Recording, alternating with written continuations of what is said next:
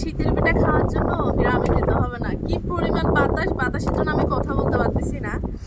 এই যে এখন ভাপা পিঠা খাবো, ভাপা পিঠা বানাইতেছি। দেখেন, আসলে একটা সময় শীতের পিঠা খেতে হলে গ্রামে যেতে হতো, তাই না?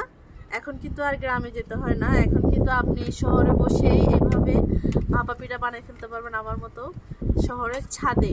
বুঝছেন? আমি আপনাদেরকে একটু পরে দেখাবো কিভাবে শহরের ছাদে করতেছি। এই যে নারকেল দিচ্ছি, মিঠাই কই, এই যে। আসলে কথা হচ্ছে কি জানেন, ইচ্ছা শক্তি থাকতে হবে। ইচ্ছা শক্তি যদি থাকে, আপনি গ্রামে যে ভাপা পিঠা, এটা আপনি শহরে বসে উপভোগ করতে পারবেন। সব কিছুর জন্য আসলে আপনার ইচ্ছা শক্তি থাকতে হবে। ইচ্ছা শক্তি না থাকলে এটা কখনোই সম্ভব না। আমরা ছাদে বসে মাটির চুলা বানিয়ে ইনস্ট্যান্ট আমরা ছাদে কি গ্রামের পিঠা, এই যে শীতের পিঠা বানাই ফেলছি। দেখেন,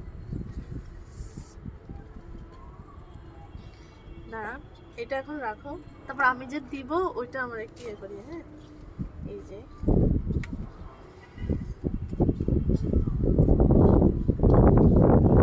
আবার বাতাস বাড়তেছে। কি পরিমাণ বাতাস বলার বাহিরে।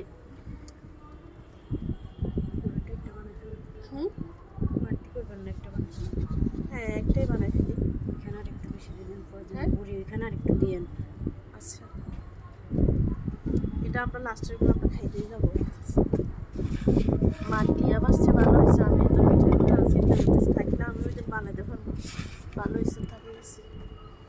একটু বেশি করে দিই, এটা আমরা মজা করে খাবো। প্রচুর ঠান্ডা, প্রচুর ঠান্ডা ছাদে, মানে এত পরিমাণ ঠান্ডা, কান টান সব ঠান্ডা হয়ে যেতেছে ঠান্ডায়। এই যখন পিঠা বানাইতেছি, পিঠা তো ওইটা দে, ওইটা দিয়ে এগুলো মনে করি যে আর কি পিঠা দিই।